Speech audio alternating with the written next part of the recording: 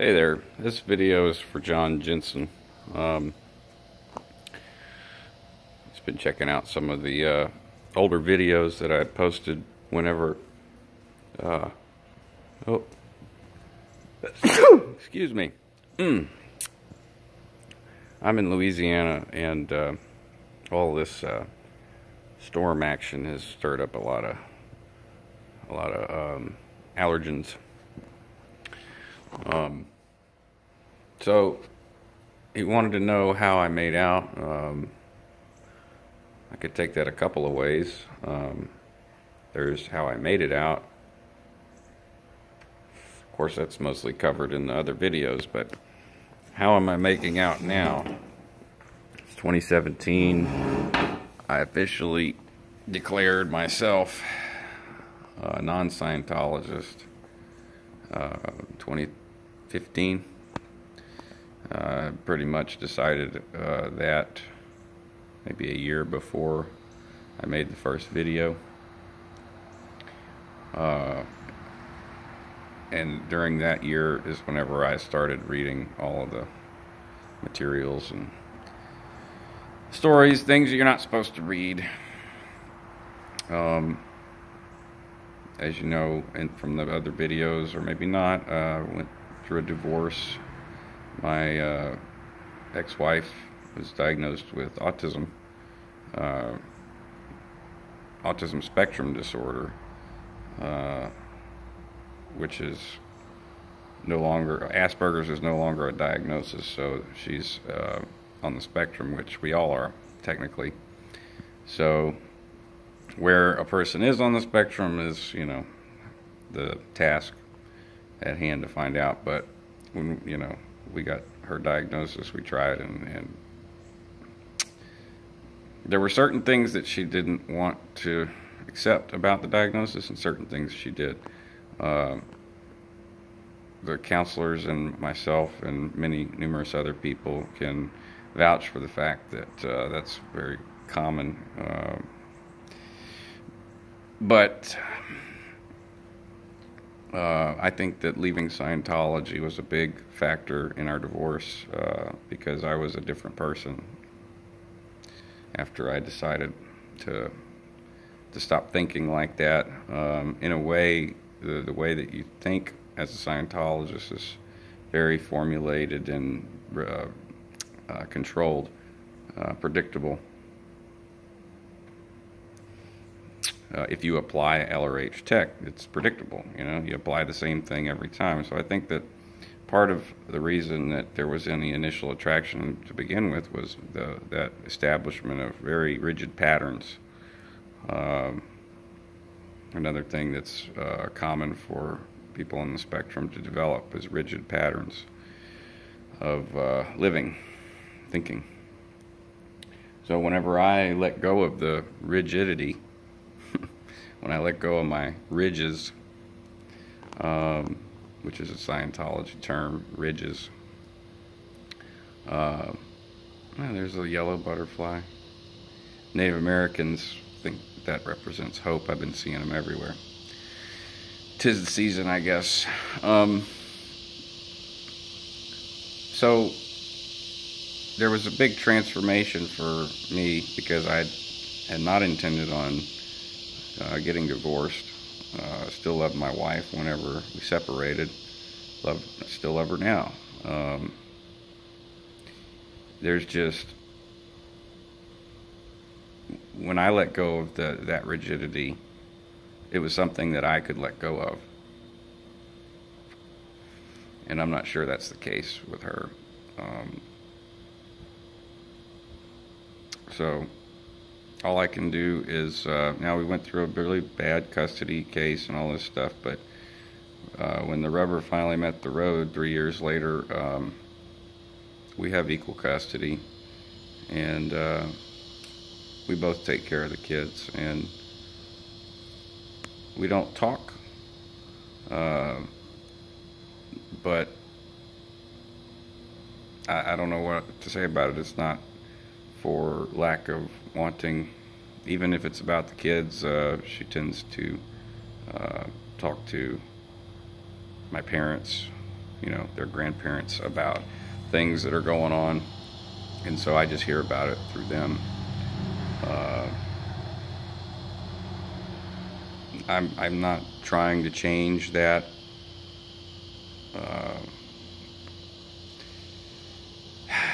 It's difficult to explain, but it's difficult to explain if you haven't lived or have had a child who has autism. But there are certain things that you just let it go. She doesn't want to speak to me. That's fine. As long as the kids are okay, I'm good. As far as my health goes, I'm sure a lot of Scientologists that know me or that have keeping tabs on me or whatever would be thrilled to hear that I've had a host of physical problems,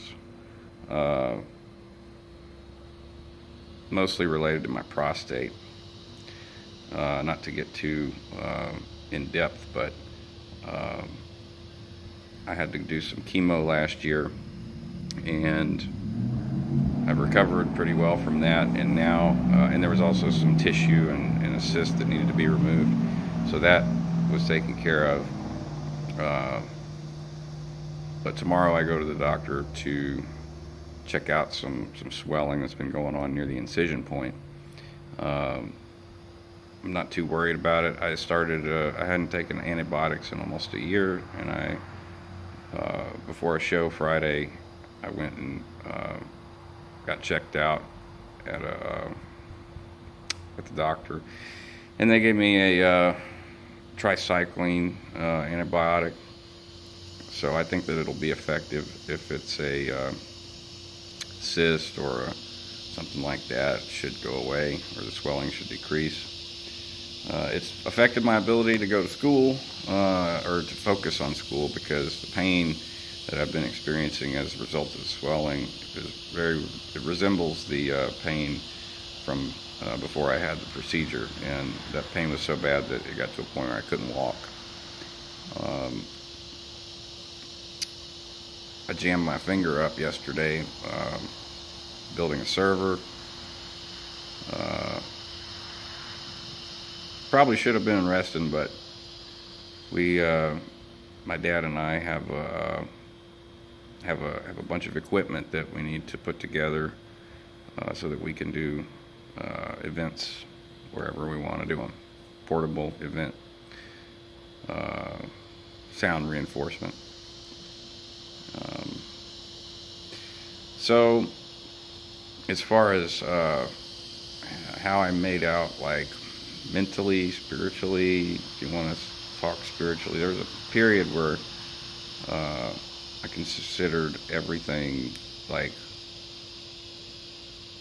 it's funny because before I joined Scientology, I'd already reached this conclusion that all religion was a farce.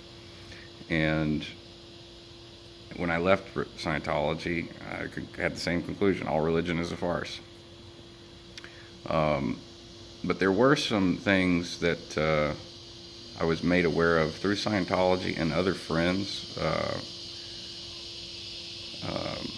that, like friends that had studied theology, philosophy. My cousin studied theology. I got a friend up north who,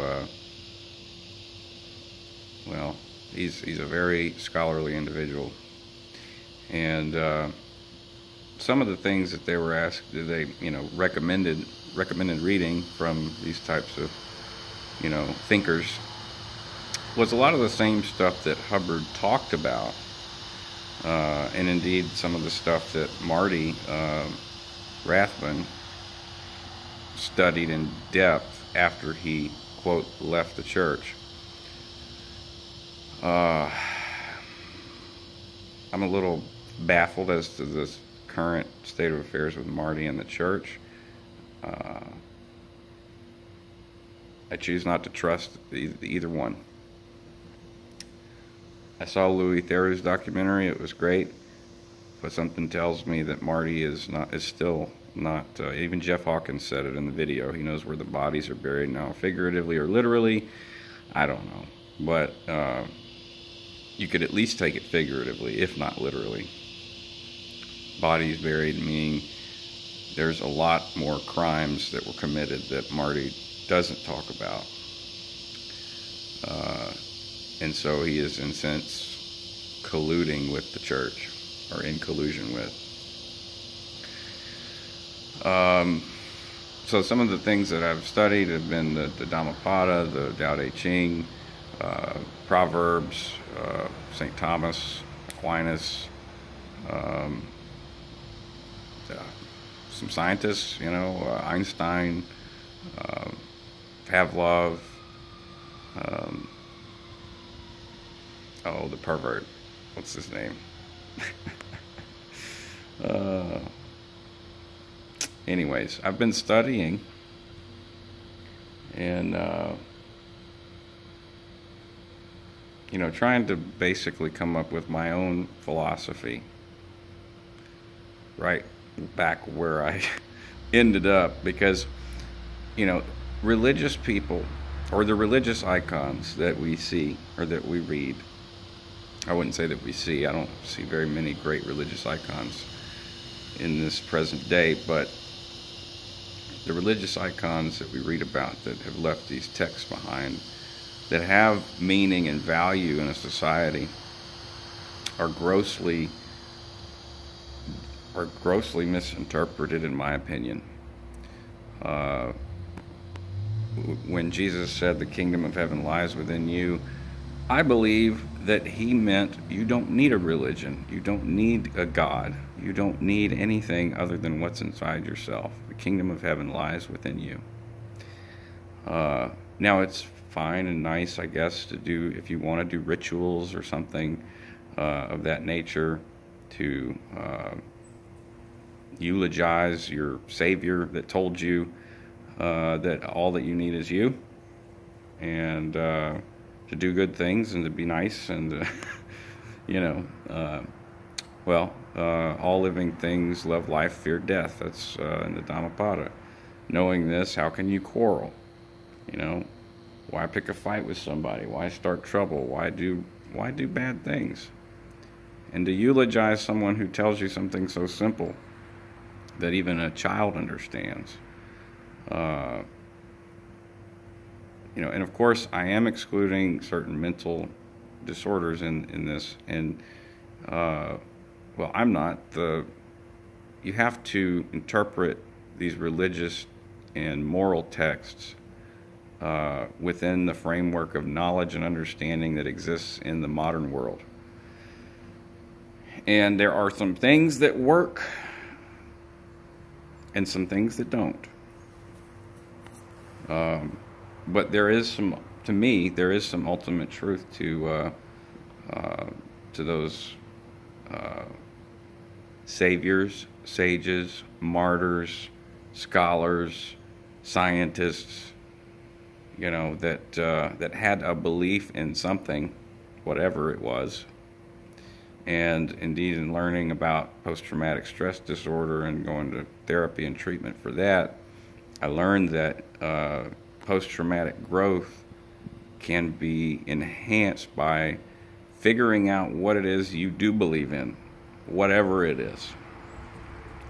And that was a big thing for it was a very simple thing, but a very hard thing to come to pass in my own mind, if that makes any sense.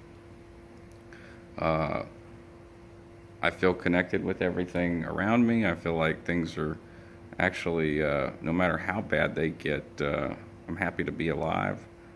I'm happy that I have children. There's just so many things to be thankful for. And that song that I posted, Stubborn, was an inspiration that came to me from the memory of my grandmother, Anita Parati, who was the second generation of a Sicilian immigrant. Actually, her husband was. She was just a Cajun woman. But that side of the family, it was my grandmother's thought that inspired me to write that song, because she had endured, and much of her family and people of that time growing up, when they did, endured some very, very hard trials in life. Food was scarce, money was more scarce. The Great Depression was not a good time to be a child. Mortality rates were very high. Polio was killing a lot of people. I have a great uncle whose little brother died of a rattlesnake bite on a farm. So these kind of traumas all of the time can really wake you up. And while my grandmother was a very spiritual woman and believed in Jesus Christ and all this stuff, it wasn't so much that her belief in, to me, it wasn't so much that her belief in Jesus Christ was what made her such a wonderful person. It was the virtues that she lived. And to me, that is all that these teachers are teaching, is virtues that you use and you live.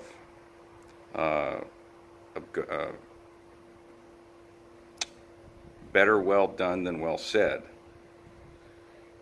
If you take that to heart, and you take some of these lessons to heart and absolve your need for salvation or anything like that, because we don't know.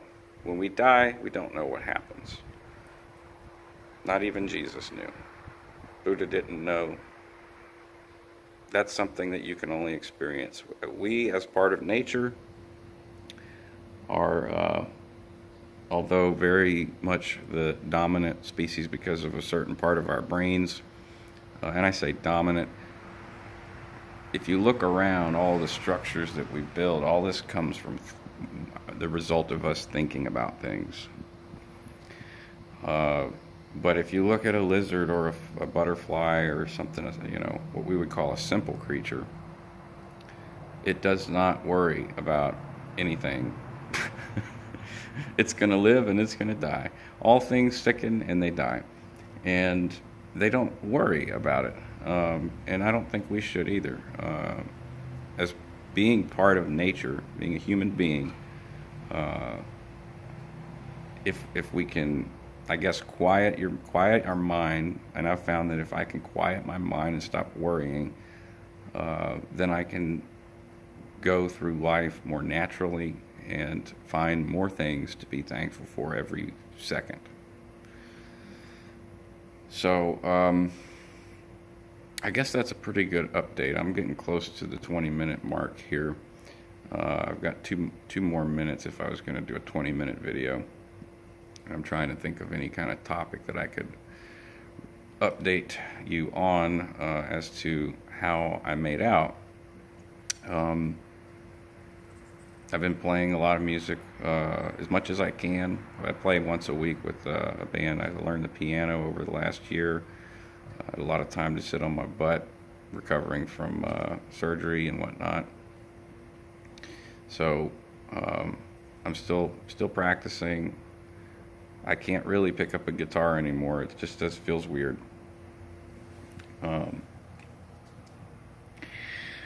I am currently unemployed. Well, I'm employed by the post office. That's complicated. I don't want to get into that right now. I'm employed, but the federal government is horribly inefficient, if you don't already know. So I don't even know what steps I need to take to correct the situation that happened when I was injured within my first 90 days of employment at for the federal government. I'm not going to talk any more about it. It's the federal government. It'll be resolved. Yeah. John, I appreciate your keeping up with me, man, and checking on me. It means a lot. The previous videos, I read every single comment. So every bit of support that I've gotten from this group of people over the years is greatly appreciated. I'm very thankful for it. And just let me know if you guys want to hear anything from me, and I'll try and get it to you as soon as I can. Goodbye.